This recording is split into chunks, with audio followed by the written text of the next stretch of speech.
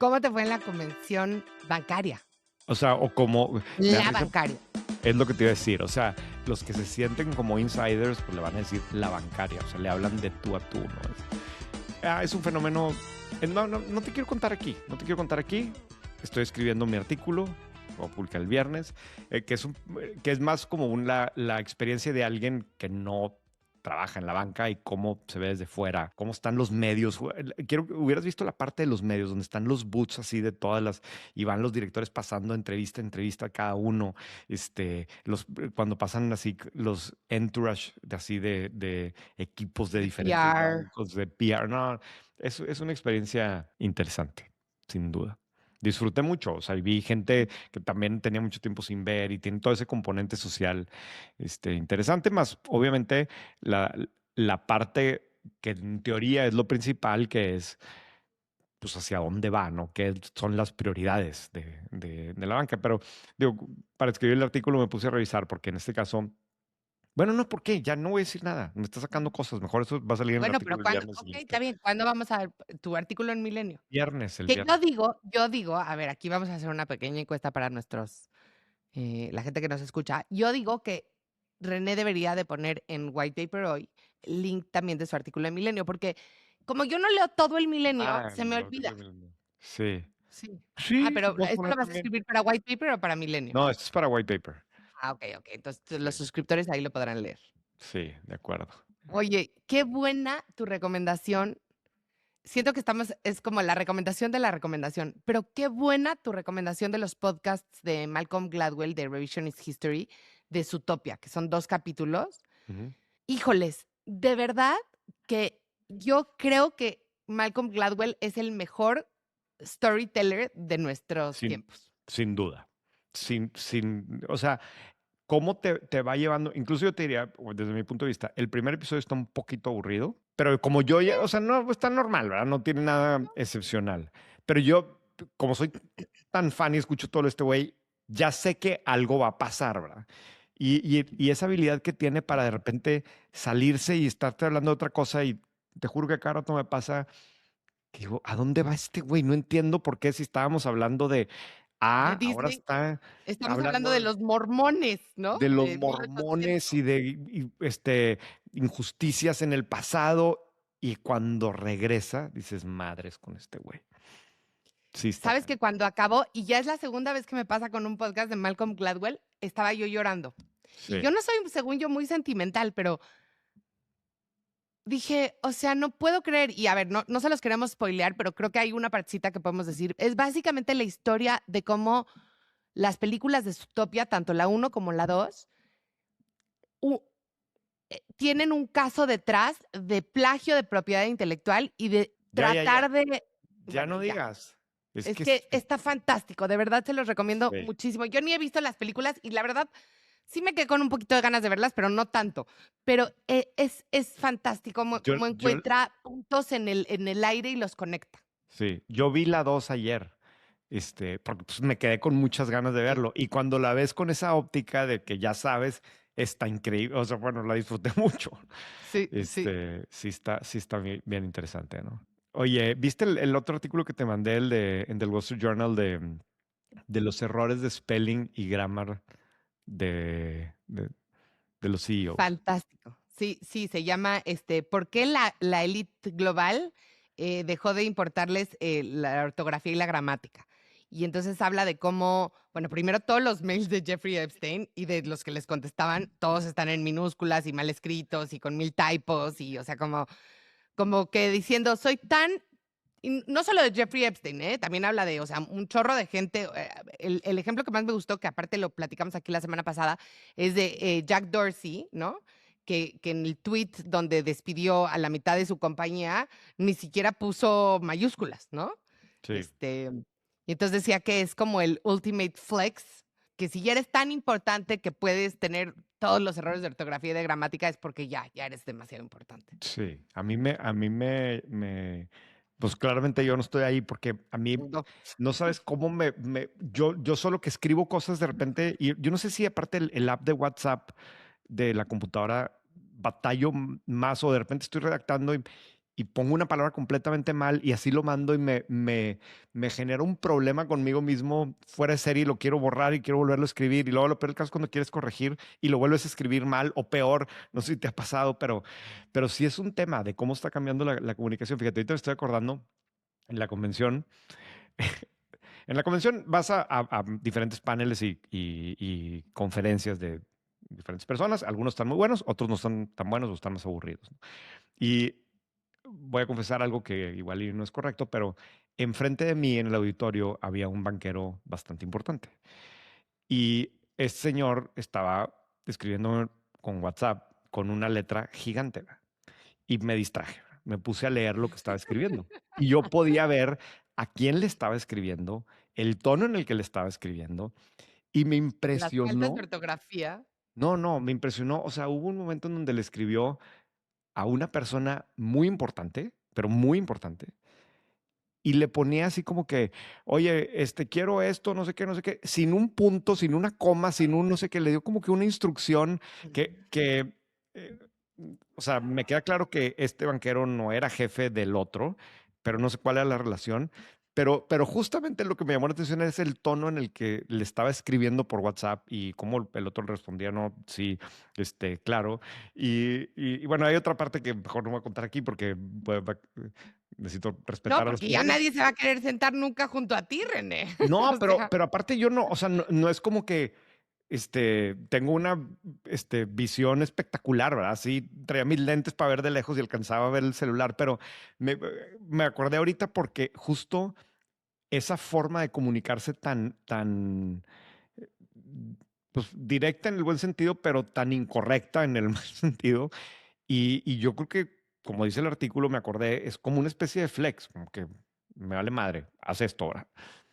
oye, nos queremos mucho porque ya usamos la palabra flex como si fuéramos, Es chavitos. que funciona, es que realmente funciona muy bien. Este episodio es presentado por Bridge, una empresa de Stripe. Así como el Internet globalizó la información, las stablecoins están haciendo lo mismo con el dinero. Y Bridge, una compañía de Stripe, es la infraestructura que está impulsando este cambio. Construida para tener velocidad, escala y simplicidad, Bridge ayuda a que las empresas envíen, almacenen, acepten y generen stablecoins al instante. Atiende clientes globales sin las complejidades de montar toda la infraestructura cripto. Así, compañías como X, Shopify y RTM están abriendo nuevos mercados, reduciendo costos de FX y moviendo dinero sin fricción en tiempo real. Ya seas una empresa que lleva nómina y quiere usar stablecoins para pagar a proveedores globales, una app de remesas que quiere usar stablecoins para agilizar el movimiento de dinero internacional, un neobanco que ofrece stablecoins como forma de ahorro o un equipo de tesorería que quiere usar stablecoins para cubrir la volatilidad cambiaria en mercados emergentes, Bridge puede ayudarte. Descubre el futuro de la infraestructura financiera global en bridge.xyz. Vamos a hablar hoy de oficinas. De oficina. Tú estás grabando desde tu casa, yo estoy grabando desde mi oficina, que es un poco la normalidad Normal. post pandemia. Sí. A ver, yo quiero empezar primero hablando de, porque creo que hay mucha gente que nos escucha que a lo mejor nunca le tocó el mundo donde no había esta opción, ¿no? O sea, somos relativamente jóvenes, según yo, pero mi primer trabajo, yo tenía computadora de escritorio en Procter and Gamble. Entonces, Sí, no, ya no ve, podía hacer nada yo si tuve no estaba máquina ahí. de escribir, ¿verdad? Así es que, Ay, de verdad, no es cierto, eso te lo estás inventando. no, o sea, cuando fui practicante, que es el único momento que trabajé de abogado realmente, en un juzgado, Ajá. tenía Ah, máquina de escribir, que no sabía usar.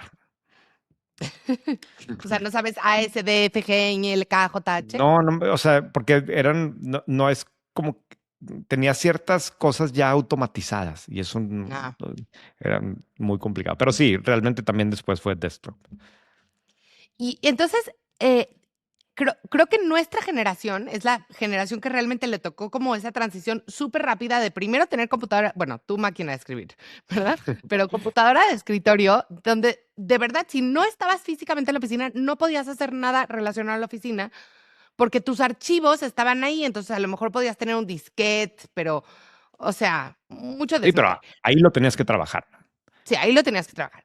Después empezamos a tener laptops, ¿no? O sea, y sobre todo, si tenías una chamba muy buena, por ejemplo, si trabajas en McKinsey, te daban una laptop, ¿no? Pero mis amigas que trabajaban en Danone o así, pues no tenían laptop.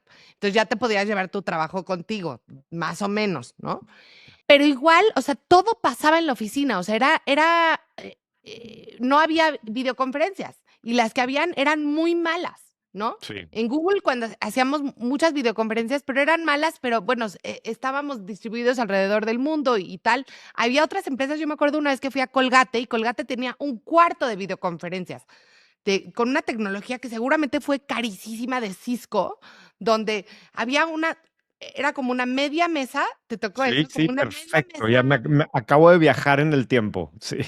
una media mesa redonda y entonces la otra media mesa redonda las veías en pantallas de piso a techo, donde veías a la gente en tamaño real del otro lado en la oficina de Hong Kong, pero tenías que reservar esa sala que era como muy especial, ¿no? Eh, y después, evidentemente con la pandemia todos nos fuimos a trabajar a la casa y nos dimos cuenta que podíamos trabajar. Y luego ha habido mucha discusión ¿y entonces de qué sirven las oficinas, no? ¿Y dónde estamos en eso? Y luego mucha gente ha vuelto a las oficinas a fuerzas con pues Resistencia. mucha resistencia, exacto, de la gente. Entonces queríamos hablar de este tema porque, pues a 5 años de la pandemia hay de todo, ¿no? Hay gente que sigue, iba a decir necia, pero ese es un juicio de valor, que se puede trabajar 100% remoto, hay gente que quiere lo híbrido, hay gente que dice, no, tienes que estar 5 días a la oficina y sorprendentemente muchas de las compañías de tecnología que pensarías que son las que más tecnologías y cultura tienen para hacer trabajo, entre comillas, Remoto. distribuido, que me choca esa palabra, o remoto, han dicho no, tienen que regresar a la oficina. Y esa es un poco la motivación de este episodio, ¿no? Claro, y eso está el otro lado, la otra dimensión, que también podríamos hacer muchos episodios al respecto porque hay diferentes ópticas para tratarlo, pero el otro es la evolución como tal del espacio de las oficinas. Así es. Porque igual, como que ya hemos visto la tendencia de hace pues, ya 15 o 20 años, no sé, desde las empresas de Silicon Valley, de tecnología, hacia los espacios abiertos y las oficinas más, pues Google style, vamos a llamarle, con más amenities distintos y demás. Pero son como que tendencias que van y vienen, ¿no? Y luego otra vez hacia los privados y ahora ya no tanto. Y hay un artículo del Financial Times de enero en donde discuten esto de la necesidad, si sigue existiendo la necesidad de los privados, de las oficinas individuales, y más cuando estás regresando a trabajar en oficina, partiendo de la base que a lo mejor más bien en tu casa haces el trabajo privado y en la oficina pues haces el trabajo con los demás, entonces ¿para qué fregados oficinas cerradas y oficinas privadas? Entonces hay una serie de temas que aquí alrededor que no tienen una respuesta específica, pero que sí tienen implicaciones en muchos aspectos de cómo se organizan hoy las empresas y del tipo de resultados que quieren lograr, ¿no? Ujú. Y entonces, a ver, vamos a hablar un poco de dónde estamos hoy, ¿no? Y entonces, según Pew Research, el 53% de la gente de oficina trabaja híbrido, el 27% trabaja remoto todo el tiempo y solo el 20% va a la oficina los 5 días. Esto ha cambiado bastante en los últimos años, pero estos son cifras Sí. de 2025, o sea, son relativamente Bueno, eh, sí, recientes. recientes. Nada más, antes de seguir, quiero hacer un comentario que siempre siento que este es como un tema de fifís, ¿no? Y a lo que me refiero es, la mayoría de los trabajos del mundo no tienen esta discusión porque no es opción no ir a la oficina. El cajero de banco tiene que estar en el banco, ¿no? Sí, claro. El que pone el producto en las repisas del súper tiene que estar en el súper. Sí, el que te atienden Entonces, en el Starbucks, pues tiene que atenderte ahí. exacto, tiene que estar en la Starbucks, no es discusión. Y sin embargo, cuando ves o sea, cuánto atención genera en los medios y cuánto se ha escrito de esto, pues te das cuenta que, o sea, es desproporcionado con respecto al número de personas que realmente les afecta este tema, ¿no? Sí, pero también, digo, no es Esos son los que nos escuchan. claro, esos son los que leen los medios y los que escuchan los Ujú. medios también y hay muchas implicaciones desde el punto de vista de lo que les cuesta a las empresas y cómo se organizan y demás que están relacionados con este detalle, ¿no? A mí lo que me impresionó mucho del artículo que citaba el Financial Times es de cómo en 2015, o sea, hace 10 años, el 12% de los trabajadores de oficina tenía un espacio privado. Para 2019 ha bajado a 6% y según este artículo, hoy es apenas el 3%. O sea, dice, eso lo está haciendo, o sea, estamos hablando de 12 a 3% en 10 años, ¿no? Luego hace o sea, detalla un poco más que entre los puestos más altos es mayor, pero es solo 7%. O sea, yo me acuerdo muy bien en algún momento yo creo que fue hace unos como 15 años, que fui a las oficinas de Microsoft que había en Santa Fe. Y parte de lo que te enseñaban es que el country manager estaba ahí sentado junto con todos los demás. Como que era también un statement de un cambio en que pues, ya no tenemos privados. Y luego empieza a ver, estos sí hay privados, pero no están asignados a una sola persona y son más bien como salas de juntas que se utilizan y demás. Pero esto tiene implicaciones desde el punto de vista, obviamente, del diseño y de los costos que tienen las oficinas como tal, pero también desde el punto de vista pues, como cultural y desde el punto de vista de qué dice de ti y de estatus y demás, que para mucha gente es muy significativo. El corner office dejó de ser el corner office. Quiero dar un par de ejemplos más. En Mars, por ejemplo, también hace como 10 años hicieron una cosa donde era como en círculos. Entonces, el CEO de la división, imagínate que estás pensando en un sistema planetario, estaba en medio de todos, pero todo era abierto. O sea, y alrededor estaban los demás equipos, y entonces era como, yo estoy al servicio de los demás. Ese era un poco el mensaje. Todos pueden venir a mi lugar en el momento que quieran. Y se empezaron a poner de moda esos como papelitos que de repente ponías como de, estoy trabajando en deep work, no me estés molestando, ¿no? Por favor, no me interrumpas. Y en Nestlé también, en cada piso, por ejemplo, un piso era el piso de chocolates, otro piso era el piso de culinarios, ¿no? Y era interesante porque sí, donde antes estaba el corner office, estaba el director de la división, tenía muebles como de madera, como más bonitos, pero no había puerta, ¿no? Ya, Ahora, había una puerta invisible, gigantesca, que todo el mundo sabía que ahí estaba, pero claro. finalmente así era. Y en las compañías de tecnología, una de las cosas que empezó a pasar es que sí había oficinas para los puestos más altos, pero eran bastante pinches, eran chiquitas y no daban a la ventana. O sea, era como, no es un símbolo de estatus, de verdad tienes una oficina privada porque hay muchos temas confidenciales que tienes que tratar, pero power to the people, porque todo lo que da a las ventanas son lugares abiertos, ¿no? Son para todo mundo, claro. Exacto. Claro. Los datos que yo daba ahorita también varían de industria a industria, ¿no? Y sí dicen que, por ejemplo, en las empresas financieras, las consultoras sí parecen tener más oficinas privadas, mientras que las tech pues, son las que tienen menos. Pero aquí el otro tema también que es un cambio significativo en los últimos años es el no tener asientos asignados, porque también es un tema de los privados a los cubículos y luego a los espacios de nada. Igual me acuerdo de haber visitado unas oficinas de JP Morgan muy bonitas, muy grandes, pero donde nadie tenía lugar, ¿no? Y estaban todos los lugares abiertos, las posiciones con sus monitores y para llegar y conectarte y con escritorios que se levantaban y se bajaban y que eso me encanta a mí, pero Silla tenías que de reservar. Herman Miller, ¿no? Sí, sí, pero tenías que reservar un lugar y un poco, y esto fue antes de la pandemia, ¿eh?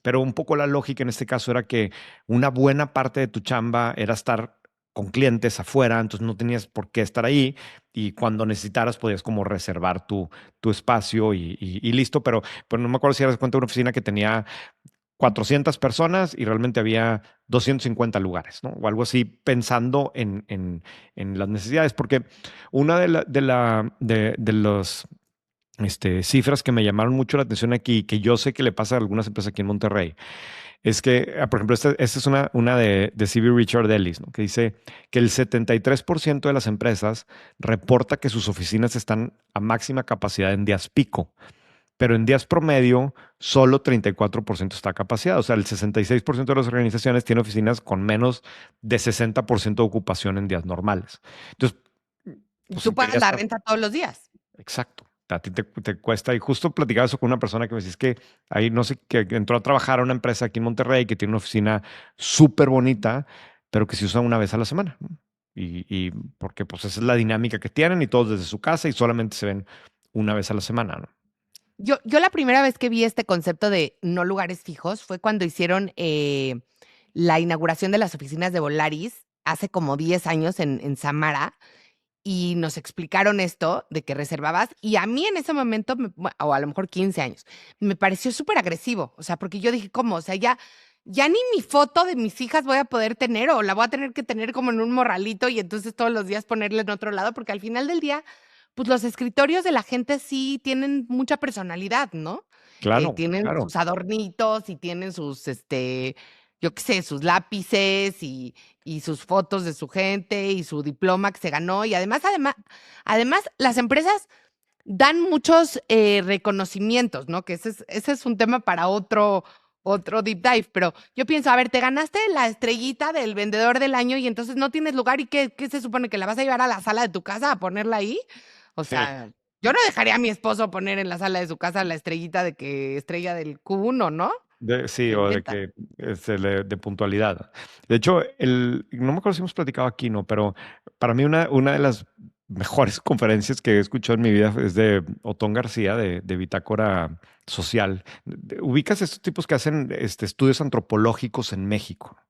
Ujú. Y es de ese tipo de cosas en donde estás escuchando y realmente te descubren cosas, te aprendes cosas, ¿no? Pero yo me acuerdo muy bien, esto fue una conferencia que escuché hace, yo creo que 10 años o no sé cuántos, antes de la pandemia, ¿no? Pero él explicaba precisamente esto. Dice, a la hora de estar rediseñando las oficinas, necesitas entender que las características culturales del mexicano no son las mismas que las del americano, ¿no? Incluso en las ciudades varía. Pero uno de los puntos centrales era ese. Decía, lo tengo muy marcado. Decía, a ustedes se les hace fácil decir, mira, vamos a quitar los asientos asignados y todo abierto y todo es más cool. Y dice, "Uy, para muchas personas ese es el único espacio privado que tienen en su vida, que a lo mejor no tienen ni su propio vehículo y entonces ese es el lugar en donde pueden decorarlo como quieran. En la casa lo tienen que compartir con sus hijos, con su esposo, con lo que sea, y le estás quitando esa seguridad. Él hablaba mucho de eso y hablaba también de reconociendo el tema del estatus, que no es que se lo tengas que proteger, pero tienes que entender que hay un grupo muy grande en este para el cual es muy importante que le digan licenciado ahora. Y esa persona, el que le digan licenciado, pues también está relacionado con dónde se sienta y con quién se sienta al lado y si tiene una oficina o no, porque eso es parte de lo que necesita transmitir. Entonces, a las empresas a la hora de tomar las decisiones de rediseño de las oficinas, otra vez, no significa que no lo vayan a hacer, pero tienes que considerar el impacto que puede tener esto en el estado de ánimo o cómo lo vas a compensar o qué para entender este otro rol, que no es solamente de sentarte y ponerte a trabajar ahí, ¿verdad? Y te empiezas a meter en otro tipo de cosas también. La verdad es que aunque uno no quiera, o por lo menos a mí me pasa, yo me he vuelto mucho más floja o sea, en cómo te vistes y te arreglas si vas a la oficina que si no, ¿no? O sea, la gente no anda en pants todo el día y eso también, o sea, hay un montón de implicaciones cuando empieza a pasar esto de hagamos el trabajo más híbrido, ¿no?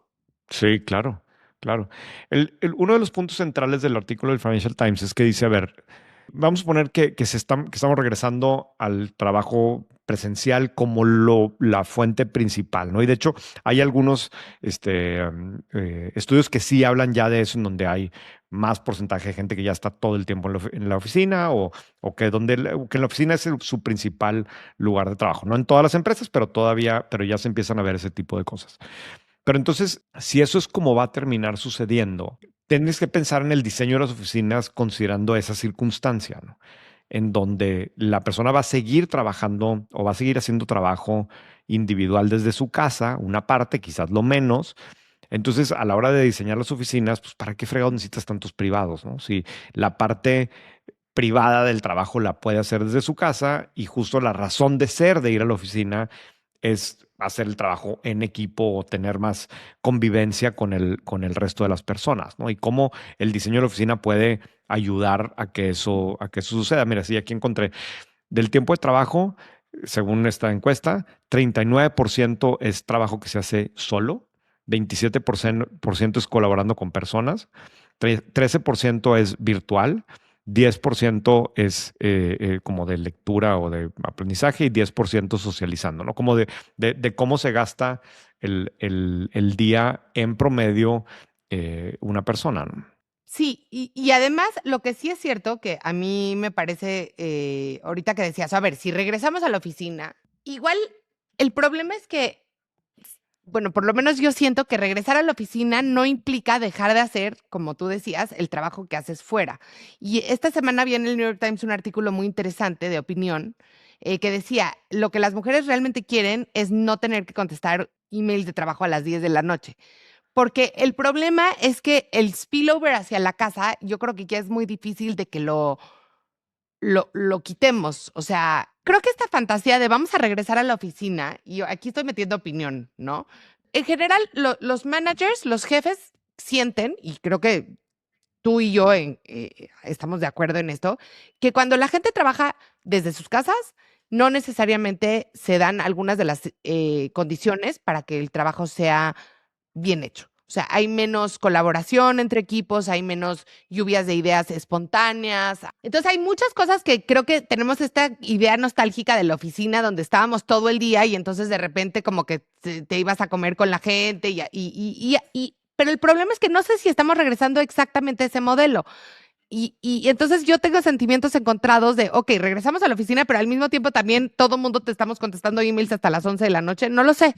A ver, o sea, sí te entiendo perfecto y me pasa a mí también que como que como responsable de un equipo, tú quieres darle, porque o al menos en mi caso, por la naturaleza del trabajo que hacemos, la libertad de que cada quien pueda trabajar desde donde quiera y que si quieres en la tarde no venir, pues no vengas, ¿no?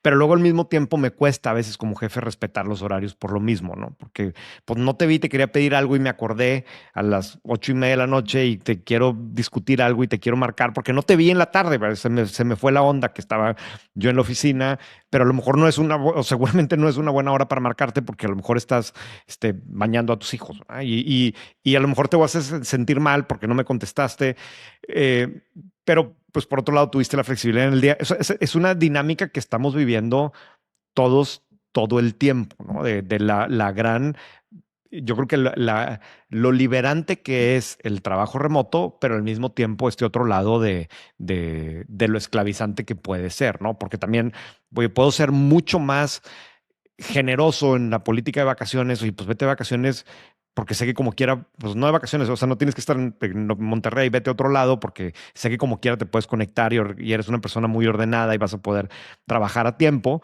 pero al mismo tiempo, pues entonces realmente no son vacaciones porque no te puedes desconectar. Entonces, Claro. sí es yo creo que es una cosa que en el mediano o largo plazo sí va a tener, no sé, va a tener implicaciones culturales, ¿no? O está teniendo ya. Sí, y que no ha quedado resuelta, porque, a ver, la parte tecnológica ya la resolvimos perfectamente bien, pero eso, o sea, y yo me cacho a mí misma, por ejemplo, que sí, claro, yo hago, o sea, si alguien no me contesta en fin de semana, yo sí como que digo, ay, ¿qué? ¿No? O sea, pues que no era importante esto, no era importantísimo el tema, pero bueno, pues también creo que en fin, nos estamos desviando un poco porque queríamos hablar un poco de la estructura de las oficinas. Pero entonces, sí son varias cosas. O sea, es la optimización del espacio, porque pagas la renta los 30 días del mes, Ajá. aunque a lo mejor la mitad del mes la gente está viendo clientes, etcétera. Dos, cómo cambia el espacio personal, ¿no? De la gente y eso qué implicaciones tiene psicológicamente, emocionalmente, sociológicamente y hasta yo te diría el attachment de la gente de la gente a su trabajo. O sea, porque si yo hago mi lugar de trabajo un poquito, como tú decías, un lugar mío, es muy diferente lo que siento que si pues llego, entro a un trabajo, saco una laptop, me logueo, ni siquiera es mi laptop, no tiene una estampita, digo, no hemos llegado a eso, pero Sí. ¿no? O sea, ¿qué quiere decir que qué sentido de pertenencia puedo llegar a tener a un lugar donde nada puedo personalizarlo de alguna manera, ¿no? Sí.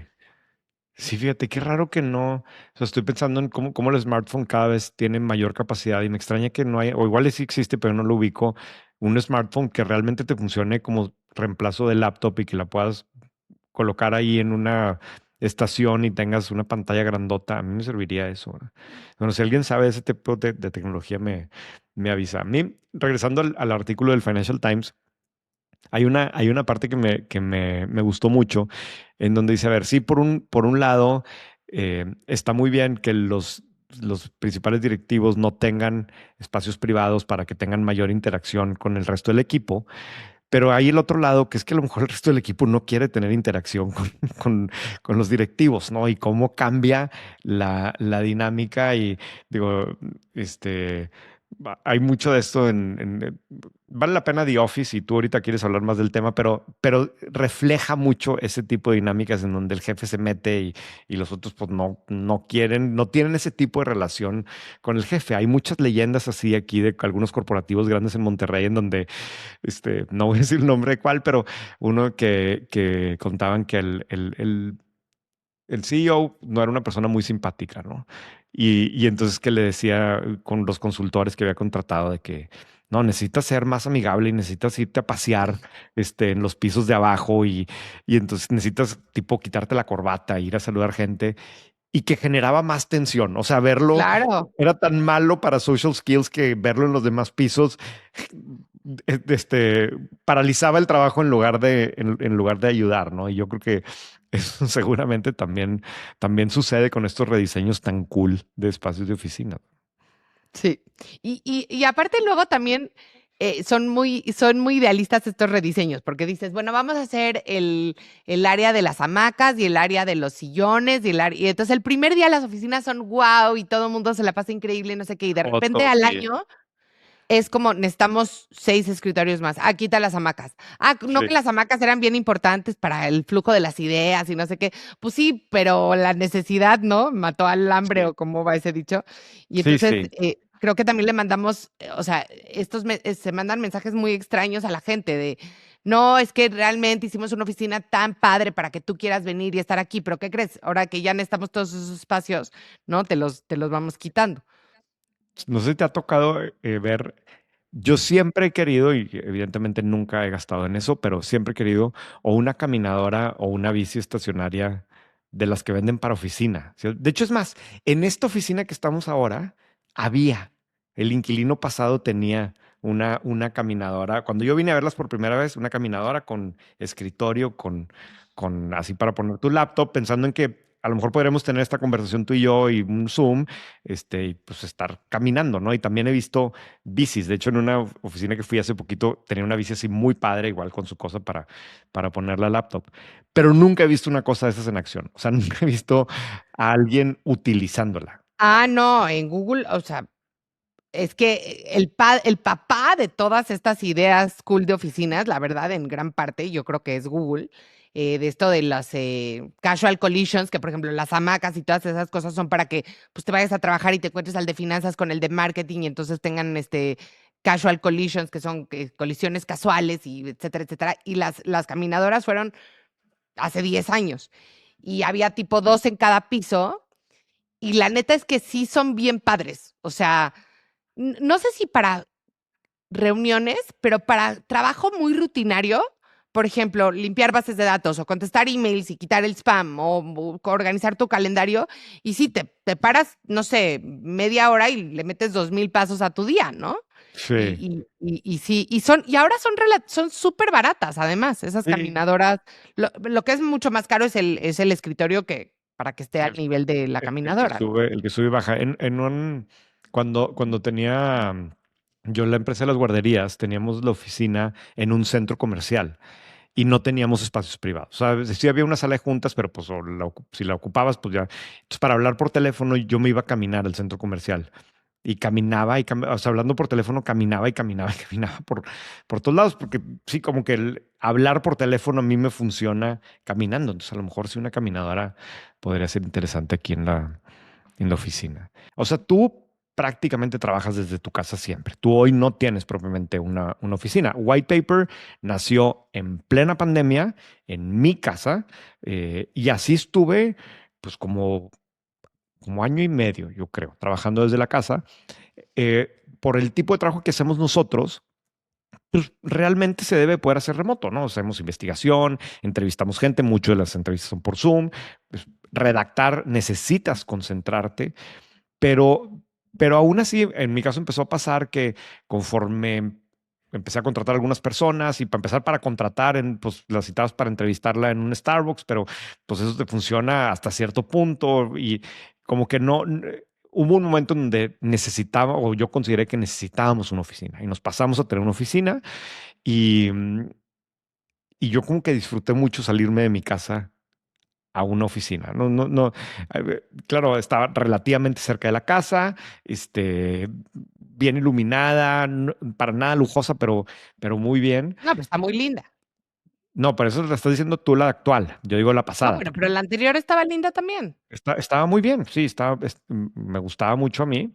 A nosotros lo que sí también nos pasó es que el tener la oficina, quizás porque éramos una empresa nueva y que estábamos en un espacio, en una industria pues, un poco complicada en este país, sí me funcionaba para atraer talento. El decir, o al menos yo lo percibía así, no es como que te voy a contratar a trabajar y nunca te voy a ver y estás en tu casa y le daba un cierto nivel de institucionalidad a la cosa, ¿no? Sí, obviamente Sí. tenía un costo fijo que antes no tenía y sí, a veces me daba flojera y que yo me hubiera gustado seguir aislado escribiendo desde mi casa, pero claramente tenía mucho más positivo que negativo, ¿no? Y hoy me pongo a pensar, yo sigo haciendo trabajo desde mi casa, también por los horarios que tengo que trabajar, pero para mí sí, el contar con una oficina para el equipo y sobre todo nosotros tenemos una política de trabajo presencial con mucha flexibilidad. O sea, la idea es que primero sea presencial, pero si necesitas o por alguna razón te conviene, lo que sea, podemos ser muy flexibles. Pero yo creo que sí ha tenido un impacto importante en pues, como que construir una cultura, ¿no? Por más que otra vez técnicamente pudiéramos hacer pues, todo, casi todo desde la casa, ¿verdad? No, yo creo que hay cosas que son insustituibles. A mí me ha tocado tener que despedir gente cuando es primariamente presencial la cultura o primariamente Remota. remota, y es muy distinto. O sea, a ver, siempre es terrible tener que despedir gente, ¿no? Por mal desempeño o porque hay un recorte personal o por lo que sea, pero es mucho más humano, me parece, cuando lo haces en persona que cuando lo haces a través de un Zoom y cuando además a esa persona a lo mejor la viste 2 veces en persona, ¿no? Y esto me recuerda un experimento social que un día escuché, leí en un libro, que imagínate que a 2 grupos de adolescentes les dijeron que tenían que juntarse una vez a la semana con su abuelita, ¿no? Y entonces, y podían cancelar, porque pues si tienes examen, si tienes una cosa que tienes que ir, entrenamiento, nada más le tienes que hablar, avisar a tu abuelita, que no vas a poder verla el martes como habías quedado.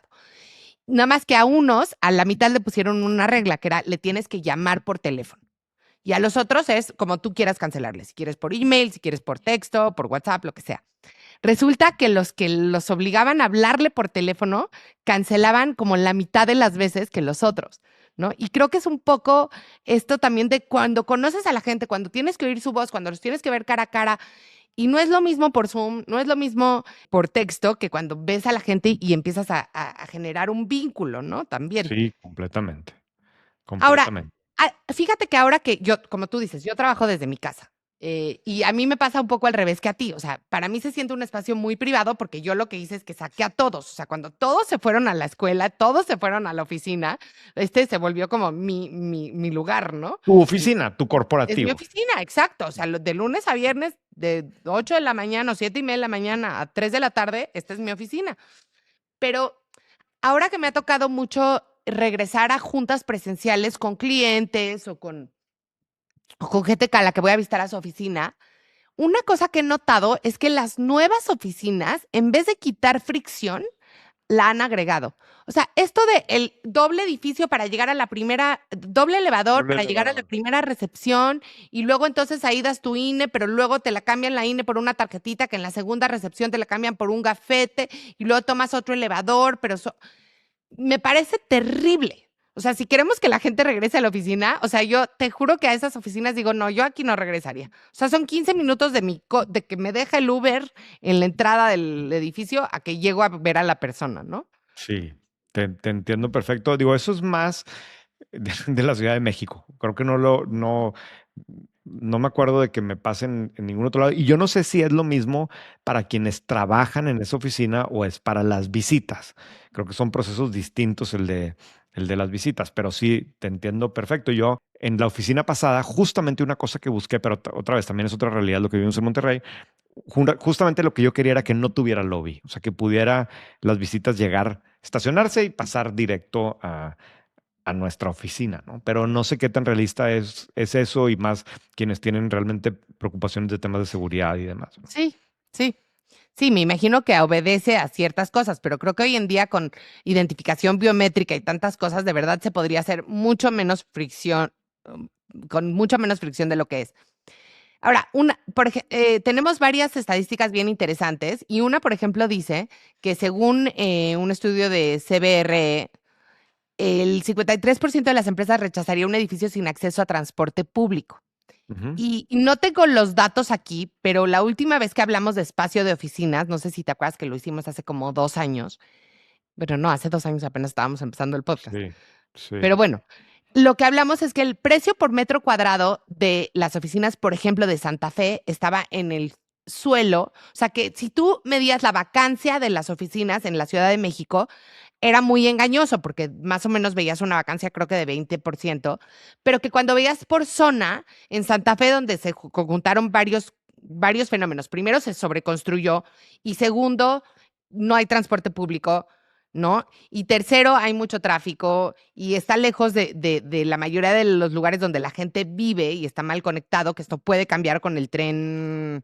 Me imagino que ahora van a contratar a muchísima gente de Toluca y de Metepec, pero que no estaban logrando rentar y tenían que realmente bajar muchísimo los precios por metro cuadrado, a diferencia de lo que llamaban como los edificios icónicos o premium, como por ejemplo el Dorito, en Las Lomas, muy Sí. cerquita de hecho de la oficina de White Paper, que está súper bien conectado, que tiene acceso a transporte público, que la gente puede caminar para ir a comer a un restaurante, ¿no? Que hay restaurantes de todos los precios alrededor.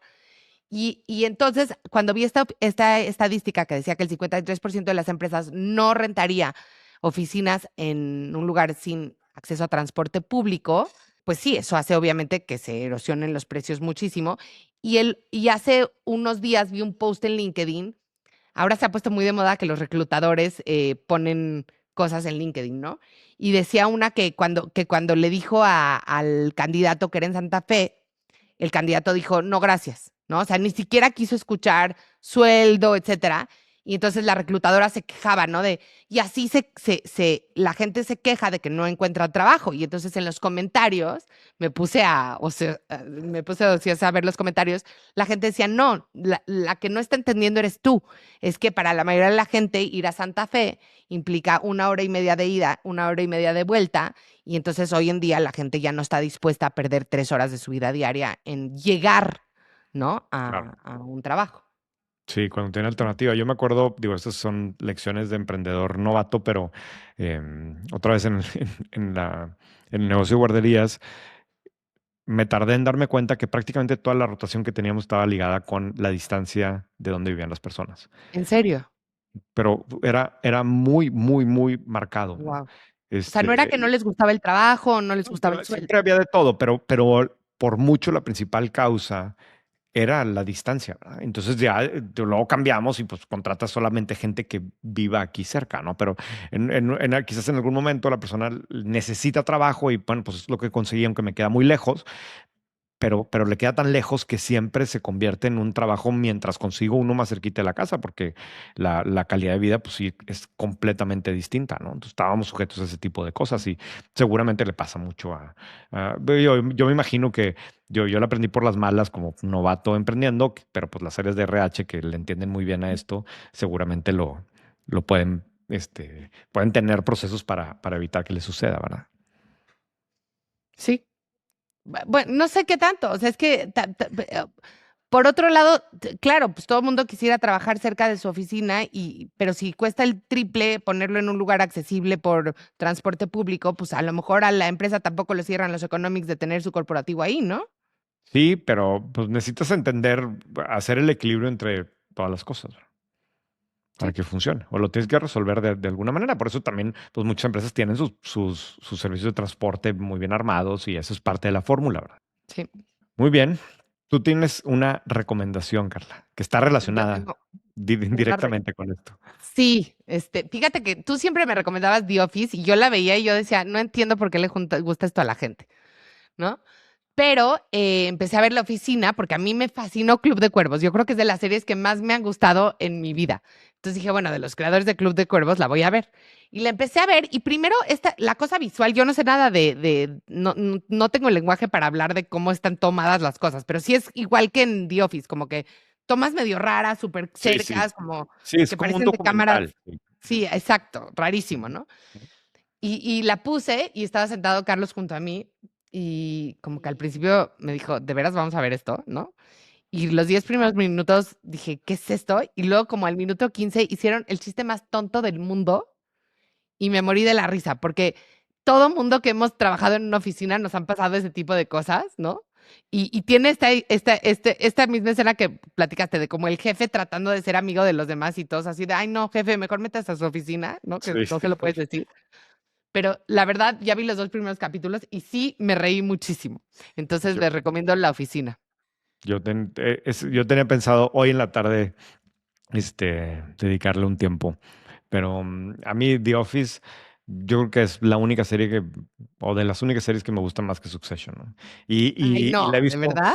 muchas veces, o sea, la he visto completa muchísimas veces. Y me pasó lo mismo, quizás que los primeros episodios como que no entendía bien porque eh, quienes tipo Friends que tienen risas grabadas, ¿no?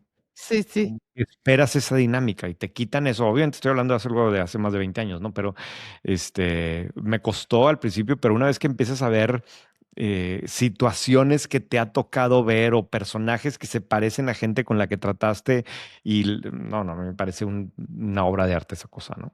Y tengo muchas ganas de ver la mexicana, así es que hoy domingo quiero dedicarle un tiempo en la tarde a ver qué tal está. La entrevista que le hicieron Damian y Eduardo García en Mex Moves al escritor está muy buena, ¿eh? Se la recomiendo y también está en Mex Moves. ¿Quién es el escritor? El mismo de Club de Cuervos. Marcos Bucay.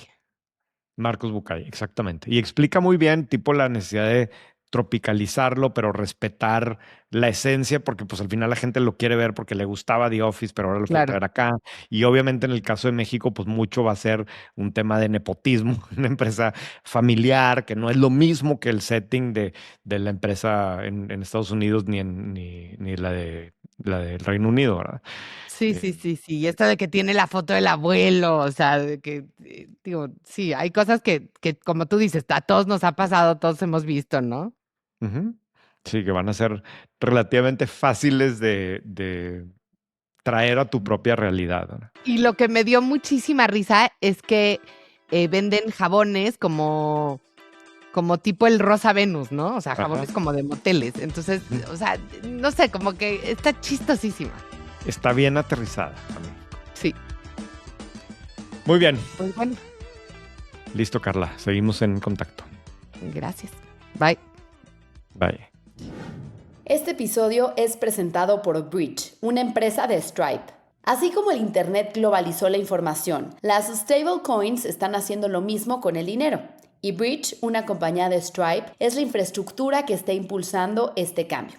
Construida para tener velocidad, escala y simplicidad, Bridge ayuda a que las empresas envíen, almacenen, acepten y generen stablecoins al instante. Atiende clientes globales sin las complejidades de montar toda la infraestructura cripto. Así, compañías como X, Shopify y RTM están abriendo nuevos mercados, reduciendo costos de FX y moviendo dinero sin fricción en tiempo real. Ya seas una empresa que lleva nómina y quiere usar stablecoins para pagar a proveedores globales, una app de remesas que quiere usar stablecoins para agilizar el movimiento de dinero internacional, un neobanco que ofrece stablecoins como forma de ahorro o un equipo de tesorería que quiere usar stablecoins para cubrir la volatilidad cambiaria en mercados emergentes, Bridge puede ayudarte. Descubre el futuro de la infraestructura financiera global en bridge.xyz.